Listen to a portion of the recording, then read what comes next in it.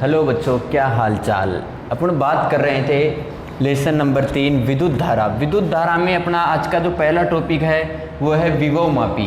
विभव मापी क्या होता है? ये एक ऐसा उपकरण होता है जिसके द्वारा दो बिंदुओं के मध्य विभवांतर मापा जाता है। तो इसके मध्य दो कोई बिंदु रहेगा, उनके मध्य क्या मापा जाता है? विभवांतर मापा जाता है। तो अब अगला जो टॉपिक आएगा वो आएगा अपना विभव मापी वोल्ट मीटर से क्यों श्रेष्ठ है। मतलब विभव मापी के द्वारा भी विभवांतर मापा जाता है और वोल्ट मीटर के द्वारा भी विभवांतर मापा जाता है, लेकिन दोनों में जो ये विभव मापी है वो क्यों श्रेष्ठ है। तो यहाँ पे इसकी अपन बात करते हैं। तो यहाँ पे क्या होगा कि एक परिपथ लिया, इस परिपथ में एक क्या ले लिया? प्रतिरोध जोड़ दिया यहाँ पे, और इसके समांतर क्रम में क्या जोड़ दिया? एक वोल्ट मीटर। इधर से मान लो धारा I आ रही है और वोल्ट मीटर में जाने वाली धारा I डैक्स, प्रतिरोध R है, तो इसमें जाने वाली धारा क्या हो जाएगी? I माइनस I डैक्स। तो पहली चीज़ तो ये होती है कि प्रतिरोध का विभवांतर मापने के लिए जो वोल्ट मीटर होता है वो समांतर क्रम में संयोजित करना होता है। फिर दूसरी चीज़ ये है कि इस परिपथ में बहने वाली धारा का कुछ अंश है वो क्या चाहता है? परिपथ में जा रहा है, प्रतिरोध में जा रहा है, तो जो वोल्ट मीटर है इसके द्वारा धारा का कुछ अंश ग्रहण कर लिया जाता है। इसलिए जो इसका वास्तविक जो विभवांतर आएगा वो नहीं माप पाता है, इस प्रतिरोध का वास्तविक विभवांतर नहीं माप पाता है। इसके लिए कंडीशन ये होती है कि जो वोल्ट मीटर है उसका प्रतिरोध क्या होना चाहिए? अनंत होना चाहिए, जो संभव नहीं है। जबकि विभव मापी की बात करें तो विभव मापी में बिना धारा प्रवाहित किए हुए विभव को आसानी से मापा जा सकता है, और विभव मापी एक आदर्श वोल्ट मीटर की भांति व्यवहार करती है, अर्थात इसका प्रतिरोध क्या होता है? एक तरह से अनंत होता है। इसलिए विभव मापी से वोल्ट मीटर श्रेष्ठ होती है। अगला अपना जो टॉपिक आएगा वो यह है विभव मापी की संरचना। विभव मापी की संरचना की बात करते हैं तो विभव मापी में क्या होता है? एक लकड़ी का आयताकार बॉक्स होता है। एक लकड़ी का आयताकार बॉक्स ले लिया, इस पर क्या होते हैं? 10 तार लपेटे जाते हैं। प्रत्येक तार की जो लंबाई होती है वो कितनी होती है? 1 मीटर। तो इस पर क्या होता है कि 10 तार लपेट दिए जाते हैं। 1 2 3 4 5 6 7 8 9 और ये 10। ये बिंदु A मान लिया और ये बिंदु B। तो इसमें क्या होता है? एक लकड़ी का आयताकार बॉक्स होता है जिसमें 1-1 मीटर के 10 तांबे के तार लपेटे जाते हैं। 10 तार लपेटे जाते हैं कितने फेरों में? 10 फेरों में। इसके 2 बिंदु रहते हैं और B A से हमेशा धनात्मक सिरा संयोजित किया जाता है। इसके बाद में इसके प्राथमिक परिपथ की बात करेंगे तो प्राथमिक परिपथ में क्या होता है? ये जैसे बैटरी, ये EP सेल ले लिया, यहाँ पे क्या ले लेंगे? कुंजी, और यहाँ पे क्या ले लेंगे? धारा नियंत्रक, और इसको किससे संयोजित कर देंगे? विभव मापी से। यहाँ पे A व B बिंदु है वो क्या है? विभव मापी। तो ये वाला जो कहलाएगा वो क्या कहलाएगा? प्राथमिक प्रतिरोध। क्या कहलाता है? प्राथमिक परिपथ, सॉरी प्राथमिक परिपथ, प्राथमिक परिपथ। अब यहाँ पे विभव मापी के सिद्धांत की बात करते हैं। जो अपना जो अगला टॉपिक आएगा वो आएगा विभव मापी का सिद्धांत। तो विभव मापी के सिद्धांत की बात करते हैं। विभव मापी का सिद्धांत, तो विभव मापी के सिद्धांत में वही प्राथमिक परिपथ रहता है। क्या रह जाएगा? यहाँ पे वही प्राथमिक परिपथ EP, कुंजी K1, और यहाँ पे क्या जोड़ देंगे? धारा नियंत्रक। ये विभव मापी का सिरा हो जाएगा, यहाँ पे जोड़ दिया। ये बिंदु A हो गई, ये बिंदु B हो गई, ये प्लस है, ये माइनस है, ये कुंजी K1 और ये धारा नियंत्रक RH। प्लस वाले सिरे से एक बैटरी जोड़ देंगे, बैटरी से गैल्वेनोमीटर और गैल्वेनोमीटर से क्या जोड़ देते हैं? जॉकी। तो ये आने वाली संतुलन लंबाई को किससे दर्शा देंगे? L से। ये E सेल हो गई, ये प्लस मान लिया और ये माइनस। तो यहाँ पे परिपथ में प्राथमिक परिपथ है। प्राथमिक परिपथ में सेल, EP, कुंजी और धारा नियंत्रक लगा होता है। जबकि द्वितीयक परिपथ है, द्वितीयक परिपथ में एक सेल है। सेल का धन टर्मिनल बिंदु A से, ऋण टर्मिनल होता है उससे धारा मापी, और धारा मापी से क्या जुड़ा होता है? जॉकी। इसकी सहायता से संतुलन लंबाई ज्ञात की जाती है। तो इसमें एक परिभाषा बनती है विभव प्रवणता। विभव प्रवणता, विभव प्रवणता की बात करते हैं, इसको x से दर्शा दो या फाई से दर्शा सकते हैं। तो विभव प्रवणता होती है x बराबर EP/L।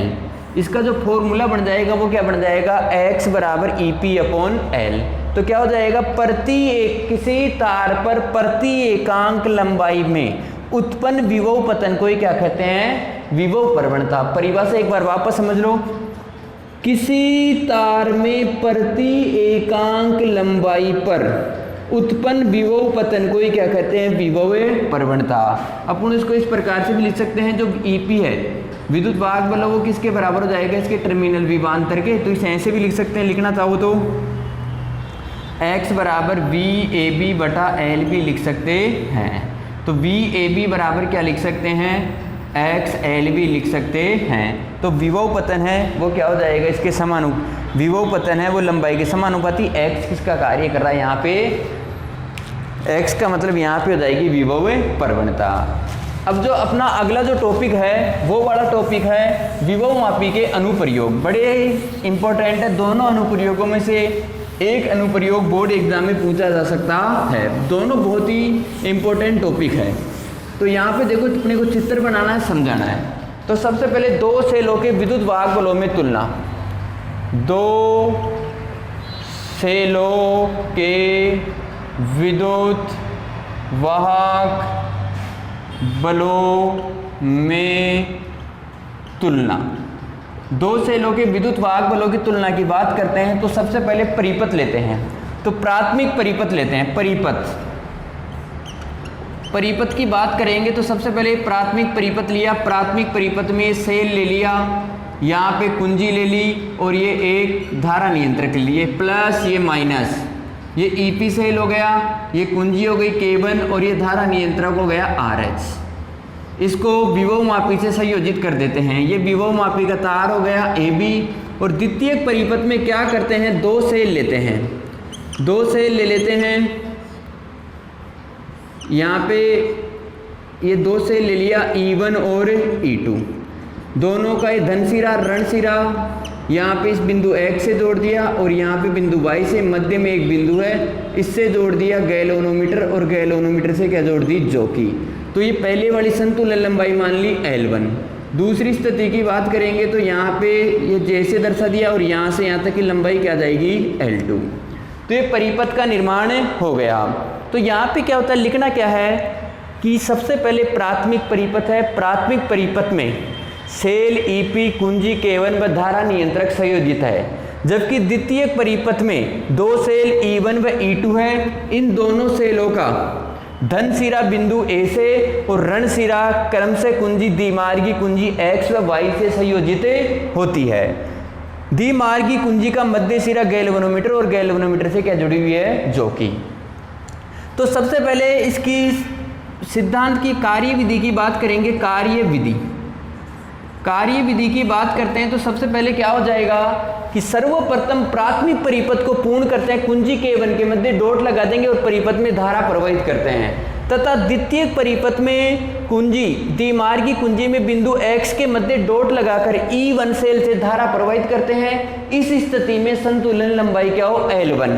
तो विभव पतन विभव मापी के सिद्धांत से करेंगे तो E1 बराबर क्या आ जाएगा, E1 बराबर आ जाएगा अपना E1 बराबर XL1। समीकरण नंबर क्या दे देंगे, 1। फिर दूसरी कंडीशन में क्या करेंगे, अब लिखेंगे प्राथमिक परिपथ को यथावत रखते हुए, मतलब प्राथमिक जो परिपथ दे रखा है उसको ऐसे कैसे रखते हुए, प्राथमिक परिपथ को यथावत रखते हुए द्वितीय परिपथ में कुंज X बिंदु से डॉट हटाकर बिंदु Y के मध्य क्या लगाते हैं, डॉट लगाते हैं और E2 सेल से धारा प्रवाहित करते हैं। इस स्थिति में संतुलन लंबाई L2 हो।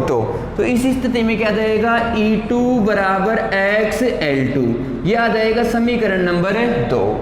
यह आ जाएगा अपने पास क्या आ जाएगा, समीकरण नंबर 2।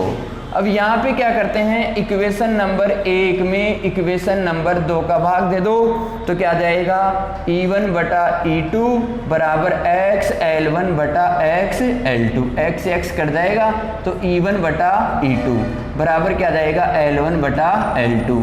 तो ये दो सेलों के विद्युत वाहक बलों की तुलना आ गई।